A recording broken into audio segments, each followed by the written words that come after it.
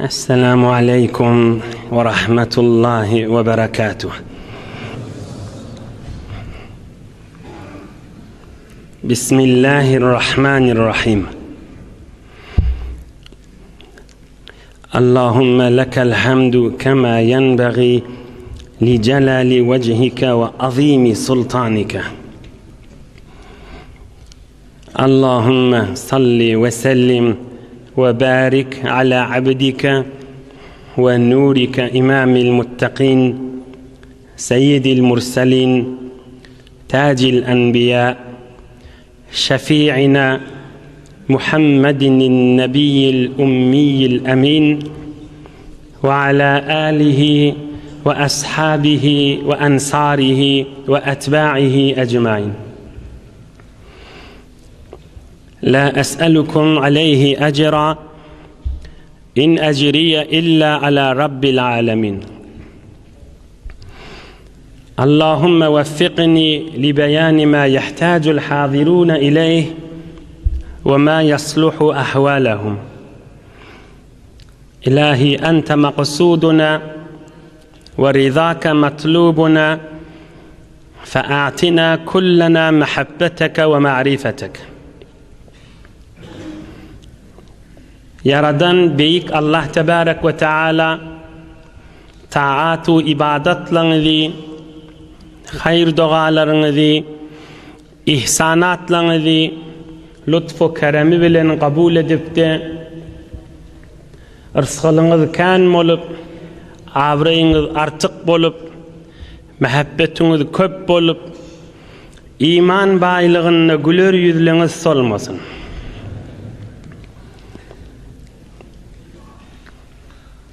Süleyman ol Ali cahe, insu cinin padişahı, dev perinin kıblegahı, ol hem zembil dokuyup geçti.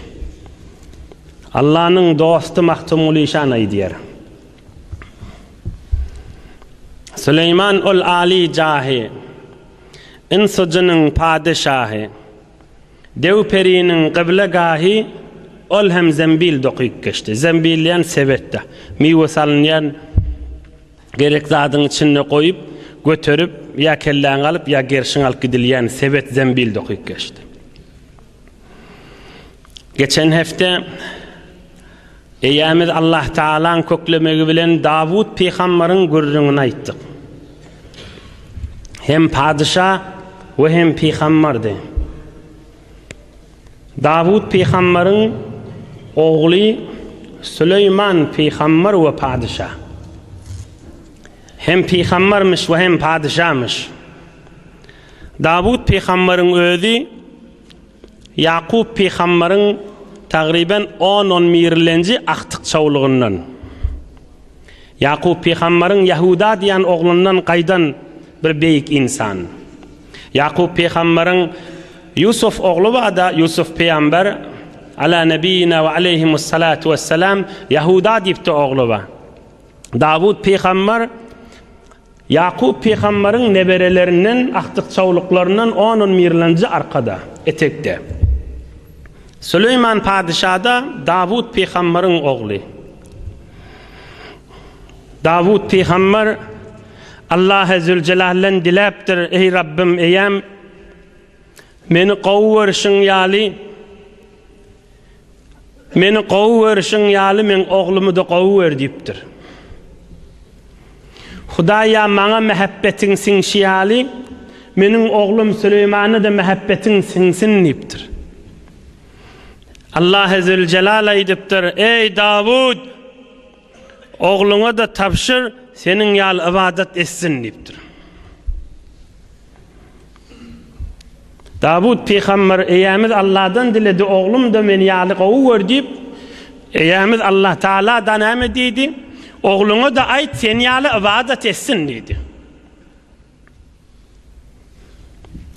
Bir wagtda bir ýaşly adam oğluna tapşyrýanna: ya bunayya, innaka mas'ulun yawmal qiyamati ma iktasabta ve la yuqalu liman intasabta.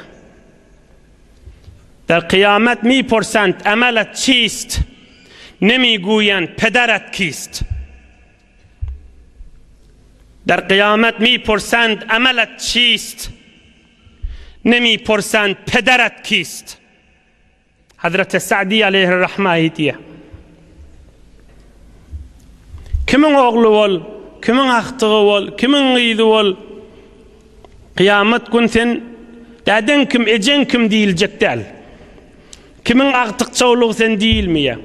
Amalın näme değil yer. Qorsağın yer dedi yüreğin, amalın nämedi.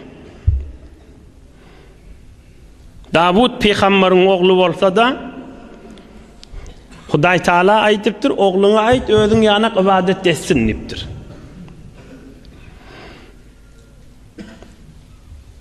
قال النبي الأمي الأمين صلى الله عليه وسلم قالت أم سليمان بن داود لسليمان يا بني لا تكثر النوم بالليل فإن كثرة النوم بالليل تترك الرجل فقيرا يوم القيامة كذا في سنن ابن ماجه.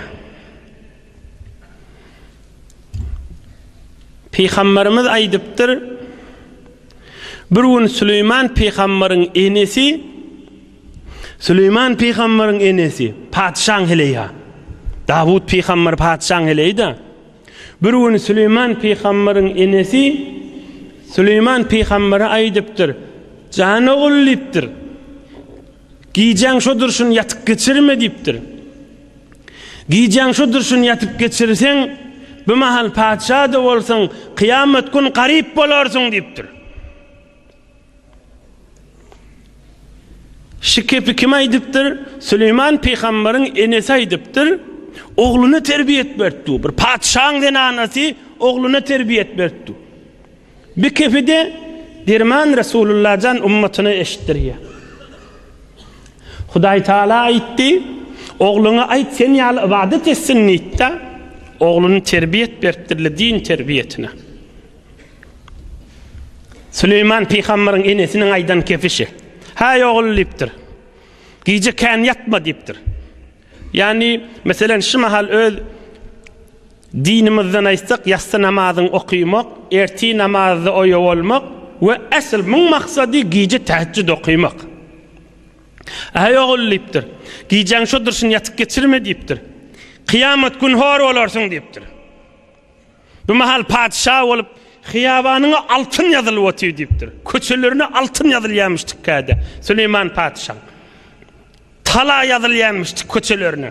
Başka padişahla gelecek bolanına kudretini kökecek bolup köçeleri tamam altın yazılyamıştık. Sefe şemiş tala altın yazılyamıştık. Geliyen padişah anılsın dip. Hay oğul diptir. Gece teheccüd okuymasın kıyamet hor olarsın diptir. Garip olarsın diptir. 100 yıl geçsen yalan çiğni sürüyvan, ten tofrağa döner bir gün erivan, yokluk meydanını meclis kuruyvan, menlikten kaçılar çağdır bu çağlar. Mahtumul İşan aydiya. Yaş oğlanlar, cavan oğlanlar size aydiyan, şu illem giyce uzak. Takriben 4,5 koloyuna dangat yaşa, 4,5 da bariyan olsun. Akşam şu mahal 7,5, hadir 7,5, 8,5, 9,5, 10,5 da yastan 6 saat dangat yança vakt kalıyor. Oham başarsanız da ağırlam kışın giycelerini günü.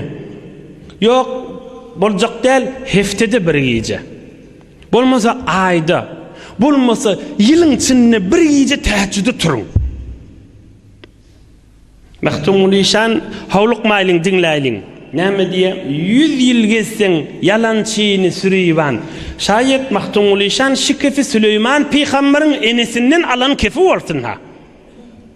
Gözde 100 yıl geçsen yalançıyını sürüyvan.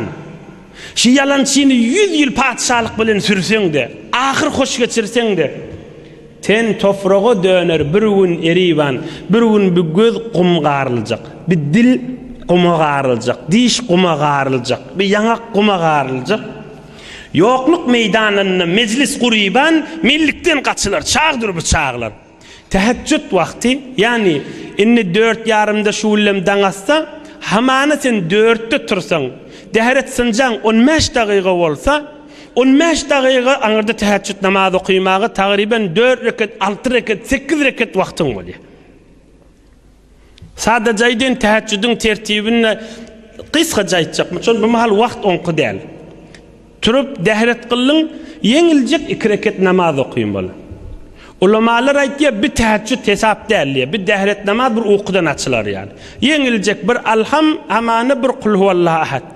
2 rekat salam verdin, inni bir 2 rekatın bir uzağırak okuy. Çın asıl teheccüd şiviri. Peygamberimiz aleyhissalatu vesselam erti namazı uzak okuyanmıştı. Teheccüdü erti namazdan ne beter uzak okuyanmıştı. O cürü bolmasa da bir 2 rekat paylı ol qalın teheccüdden. Teheccüd dediği dangdan önçek turup namaz okuymak dedi. Yine diyen, heftede bir gün başarmasanız ayda bir gün turun. Turup başarmayan mı? Öl yanından mert bol, dayağı ol. Şun 9'da yat hamana. Erti 10'dan geçirmen hükmen yat. Men teheccüde turacak diye. Özün menen Allah'ın arasında.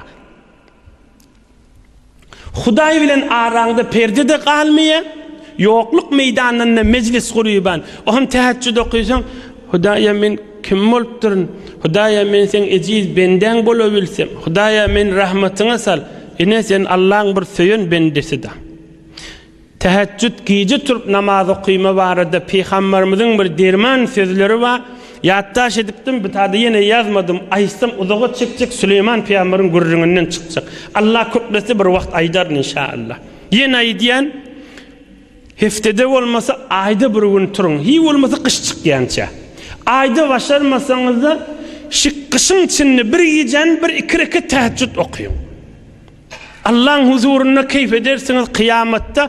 Hudaý Taala ulamalar aytýar, cenneti bahane bilen beren, baha bilen berip bolmaz diýipdir. Cennet kımmatly da. Baha bilen aljak bolsaň kyn bahane bilen beren. Teheccüd okuýarly tursun diýse, ay sene ömrüňde bir jak aytar turdun, otur diýilmer. Hudaýyň rahmaty kändir. Allah'ın rahmatyndan umidwardyr. Sürüň içinde bolmasaň da ahirragyna bolsaň da girip edýär, Hudaýyň rahmaty kändir. Süleyman Peygamberin enesi aýdypdyr, oglu ululup barýaka. Jany ogullypdyr. Däden paçha, özüň de paçha boljak, gijaň şu durşun yatyp geçirme diýipdir. Hudaýyň huzuruna arasda jawalla Allahu ekber diýdi dur diýipdir. Allah uludur diýdi dur diýipdir. Süleyman Peygamber terbiyet tapdy. Dädesi paçha Pesperçilik bilen iman menen eştensiňiz Süleyman Peygamber padşahlykda beter maruf tarih dünýä bilýär. Başga näme menen ýakasy belli Süleyman Peygamber başga näme menen taýin bellimişdi. Pesperçilik bilen. Şi kärgerli hyzmatkarlara nahar düşürenne öýde aralaryna baryp oturup bile tabakdaş bolup nahar ýýärmişdi. Gelin üýüşüp ýeýliň diýip.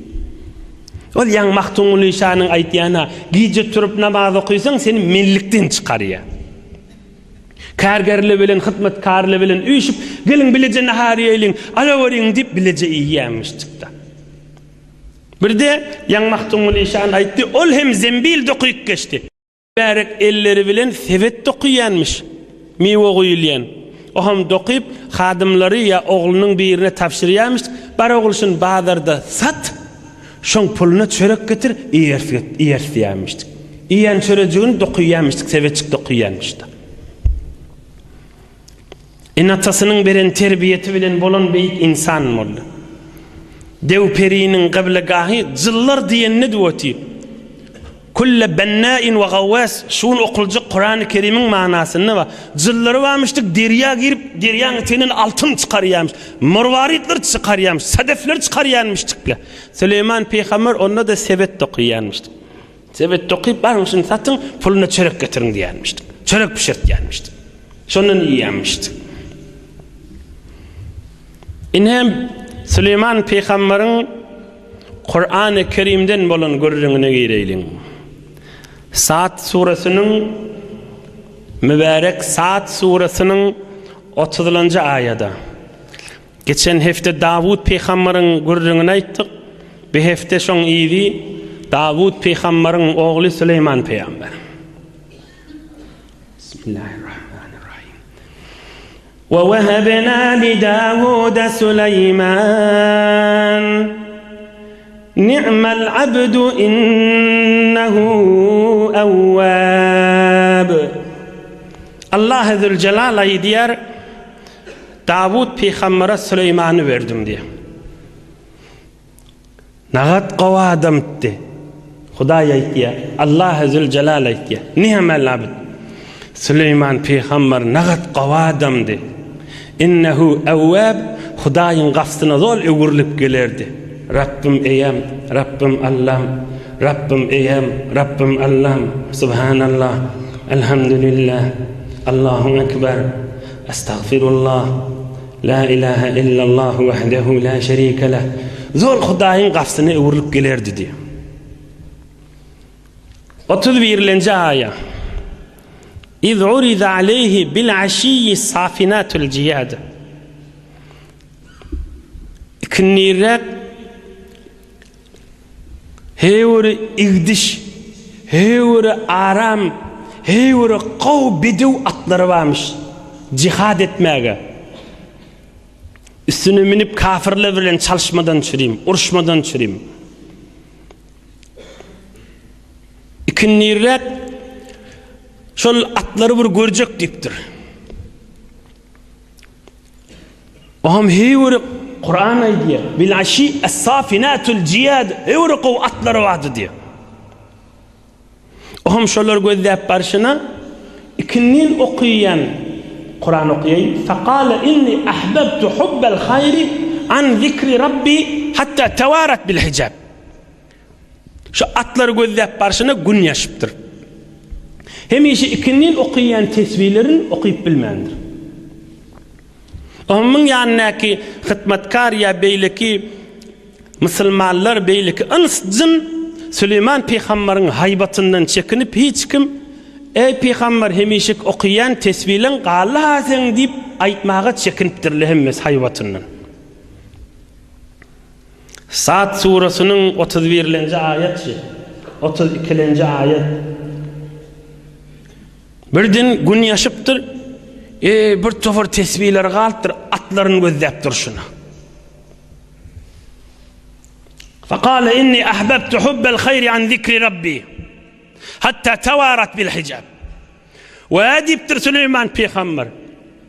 Atlar men gowurup bah ajab çapýa biler, ajab çapýa biler, hewr gow ataýp biler diýip gözläp barşyma. Hudaýyň zikrinden men gallym hatta tawarat bil hijab gün ýaşdy. Rudduha aley. Şu atlarga öwrüm getirin bärik dipdir. Fatafiqa mashan bis-suqi wal-a'naq. Özü üstlerine çıkıp keskir kılıç gerilik alıp şu atlaryň boýlarynyň damaklaryny çalıp soňra ayaklarından tikelep garyplere sadaka bolsunşlar dipdir. Şular sebep boldy men tesbihimden gallym dipdir. Hudaýa men magfiret et, hemişik okuyan tesbihlem gally dipdir. Rudduha aleyya, atlary öwrden getirin bärik dipdir. Fatafiqa mashan bis-suqi wal-a'naq.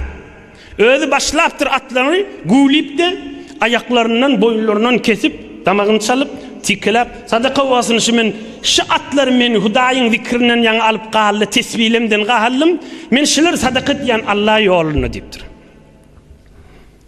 Hudaý üçin näjirek igdiş atlaryny aýyrdy. Damagyny çalyp garyplara sadaka bolsun diýip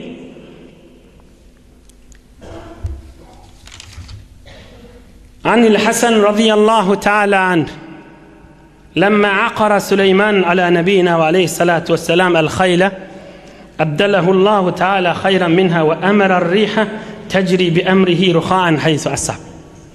36. ayette de şuurun ba. Ey cemaatler, Süleyman peygamber atlarının damağını çaldı. Hudaý üçin meni şular zikirden goýup dip. Hudaý Taala yeli ösýän yeli ihtiýaryna goýupdyr. Inni hemişe yel bilen uçdy gidaga dipdir.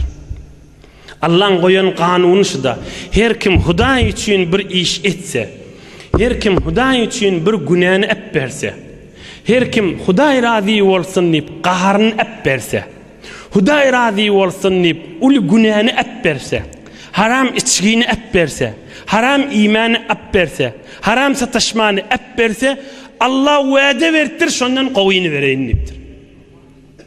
Süleyman Peygamber atlarının damağını çalıptır, Huday aydiptir, indi yelin üstüne, yel, havanın üstüne uçta gidiverin deyiptir. Fesakharna lehur riha, inni yeli, ösyen yeli Süleyman Peygamber'in ihtiyarını koydum. Tecri bi emrihi haysu asab. Ruhan, şu Süleyman Peygamber yelin üstüne minip giden ne var? Bir arpa buğday bişip duran olsa, ikinin üstünden geçip gidenine, ikinin hoşalarını kıyımlatmayamıştık. Hiç kimi zerersizmiştik gidişi. Yoksa yelimin gidenine şu yel üst küçük olsa, bir tufur yerler haraplap gitmeli lan. Hiç olmasa hoşaları kıyımlatmalı, diyana kaçacak ya hoşaları yıkacak. Bişip duran ikin, hasıl arpa buğdayın üstünden gitse de, ikinin hoşası kıyımlatmayamıştı. Fakat şun özünü, kâda koşunu bilen bile ekityenmişti. Allah Zülcelal kudret kelamı Kur'an-ı Kerim'deydi. Fesakharna lehu'r riha tecri bi emrihi ruhan haythu asab. Huday için atının damağını çalıp sadaka etti gariplara. Atsız oldu da. Yok Huday aydiptir, yel bilen koşunun bilen bile uçta gidiver deyiptir. Öyleçeli bir aylık yol, öylüdün son bir aylık yol uçuyanmıştı. Bigat koşulları bilen barıp, bilici uçup bir yanadı konup, kafirler bilen çalışyanmıştık Süleyman Peygamber. Kana gazza'an diye. Madam kafirler bilen cenk meydanı giriyanmıştık. Dine girin, Allah'ın buyruğuna girin deyip. Nebi Ekrem aleyhissalatu vesselam'ın derman sözünden aydeyin. Bir sahabalan biri aydiyar, akhada biyedi Resulullah sallallahu aleyhi ve sellem. Bir gün Peygamberimiz aleyhissalatu vesselam men elimden tuttu diye. Elinden tutup muhabbet etyanmıştı. Sahabaların köplerçe mübarek elinin gerşinde koyyanmıştık. Ya elin elinden tutyanmıştık. Ya bir tofarın elini kursağına koyyanmıştık. Peygamberimiz sahabalarının kursağına ya gerşinde ya elinden tutyanmıştık. Oham bana bir tofar daha öğretti diye. Oham ayıttı diye. İnneke len ted'a şey'en ittiqa Allah azze ve celle illa a'taka Allahu Teala hayran min. Şunu yadından çıkarma. Her bir zade hamanı bir iyicik dinlen nahariptun tavaqta qawl lokma süci yeri galle. Tahamlı yeri galle. Şunu iyesin degeltu, içinden iyesin geltu. Şunu imanı ay şu yoldaşım iyisin, her kim olsun yoldaşı. Hala oğul gıydi, hala zenanası, hala dosi, hala keseki. Şun iman anırrak sürsen, Allah'ın vaadesidir, şunun kovdadı şun ağzına vererin dedi. Hudayın vaadesi, şun lokman anırrak süyüşürdün, sana kovdat vererin dedi. Ya bir adam qaharın geliptu, halan jürü tayağın üstüne oyna vermeli. Huday için yuğsan, Huday da qaharın senden çürüyüm yuğut yerdi. Tekebbürlük edecek yerin. Yok ay men kiçelsem kiçeleyinip tekebbürlüğün dövse Allah'ımın ulult diyedi. Sen her nami et, Huday için et, Huday için padaşın qavrak etip beriyedi. Ve iki adam kimdikçelerini çeliydi şu mahalla zihnimde şu mübarek tefsirde aydı yani. İki adam men öz huzurumda bana gurrun verdi. Her qaysı başka ha. İkisi de aydan aytti bir vaqtda ulu günah etmegime bir otaqtadık diye. Hiç bir mani de yoktu diye. Hiç zat bizi saklar yani. Biz şu ulu günahını rahat edip biliyorduk diye. Ve şu ulu günah edecek bolamda ay Allah için edecek derlip çık gittim diye. Şol adam da dünyadan geçti. Yeni bir mengamda şu gurrun veripti. Qarican neydi bir gün men bir yuğutta deydi bir günah edecek bollum deydi. Hiç bir övme geçecek datlı yoktu. Ay kursağıma Allah koydu. Yok men ay günah edecek derlip çık gittim deydi. Şol adam da dünyadan geçti. Allah'dan umidi vardır inşallah. İkisine de şonun gowuyunu verendir inşallah. Amin deyin cemaatla. Amin. Allah'ın vaadesi de. Hudayın vaadesi de. Ve hemmemiz de ölüp de gidecek bir gün. Hiçbirimiz de kalacak değil. İçeriğimiz bilen bile. Onu hiç gurrun yok. Hey canı sak keyif kokka gurrun verdiler. İkisi de dünyadan geçti. Eyyam Hudayım şahittir. Men kıyamatta da şahit şolara. Şu günahını men etmedim dedi. O şolar da dünyadan ötüp gittiler. Allah Teala'nın vaadesi Huday için etbersen men Huday vaade veriyen gowuyunu vereyim diptirdi. Bir misal aydeyin, ben özümden misal aytmayın. Derman Resulullah canın sözünden misal aydeyin. Qala Nebiyyul Mustafa sallallahu aleyhi ve sellem, gözümüzün nuru, başımızın tacı, derman Resulullah can aleyhissalatu vesselam aydıptır. Ata sailun imra'atan ve fi femiha luqma. فأخرجت اللقمة فناولتها السائلة.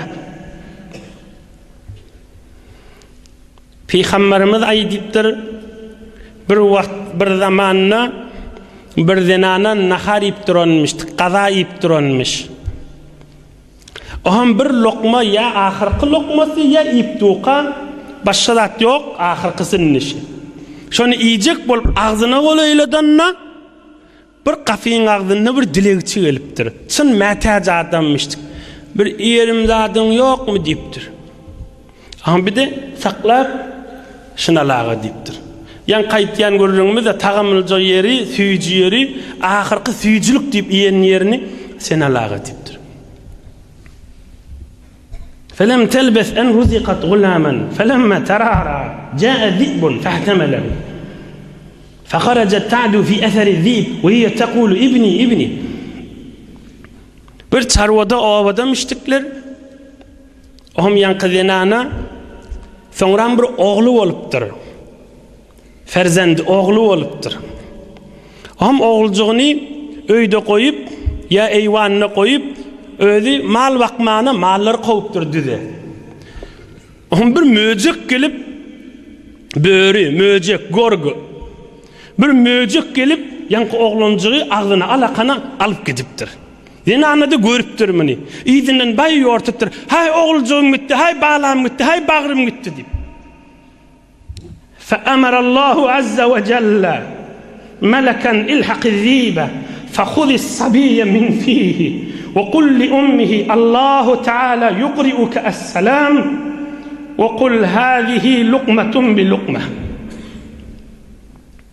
Allah Zülcelal bir feriştak emrediptir. Bar şu möceğin ağzından şu çağanı Allah yerde koy, möceğe kaçıp barıya deyiptir. Enesine ait Allah salam aitti.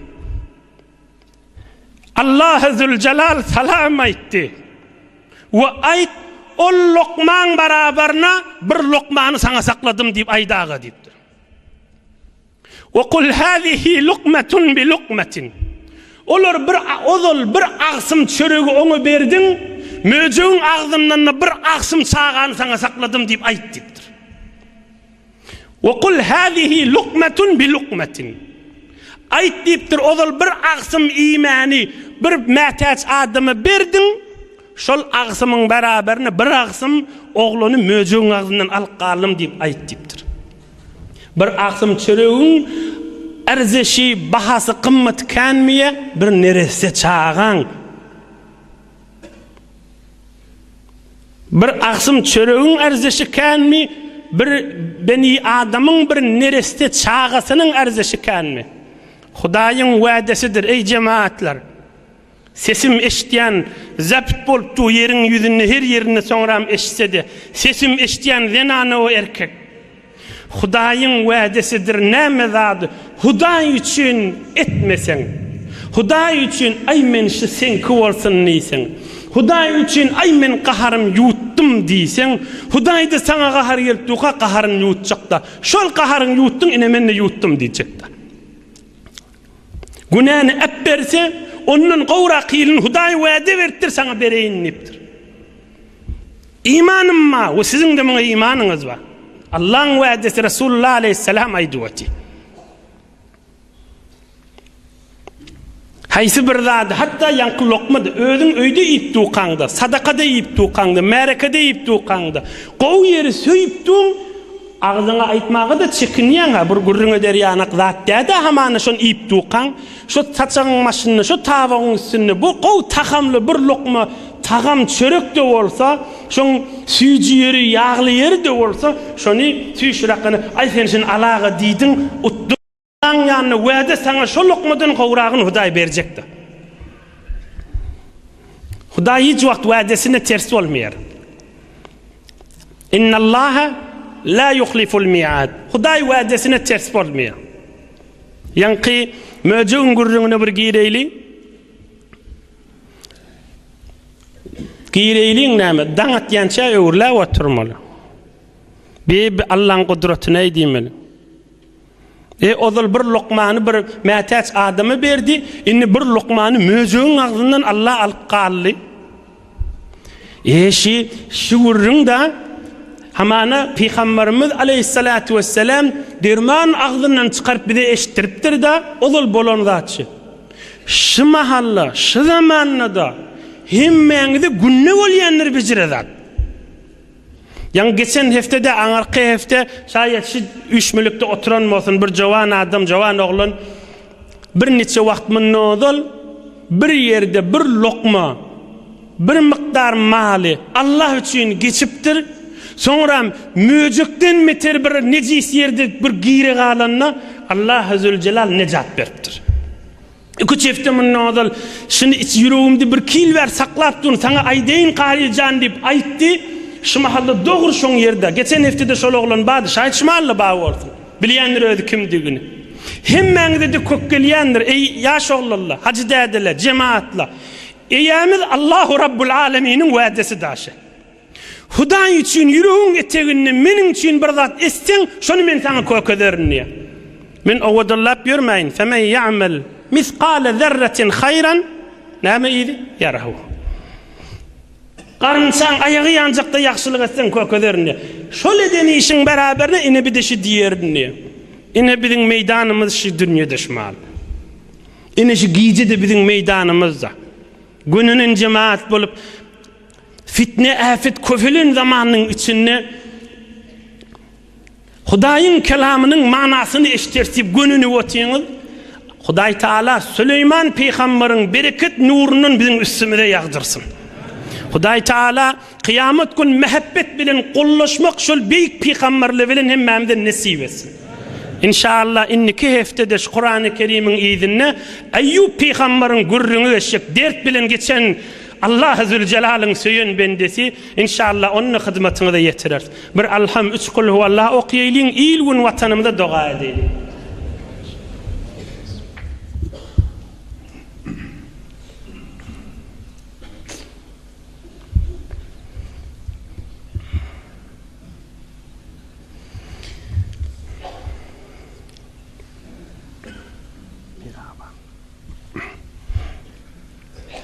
Piraga bir tofar hatmi Kur'an-ı Kerimler ve marizler ve müşkülümüz ve dua edin deyipdirler. O bir de ol bennani qatl etipdirler Muhitbanni. Taç Muhammed başkara doğan şu bennani qatl edip öldürüpdirler. O bennan de ruh şad bolsun deyip dua et ve tamam merhumlara dua et. İlahi amin. İlahi amin ya Sultan. Amin ya Erhamer Rahimin. آمين يا مجيب الدعوات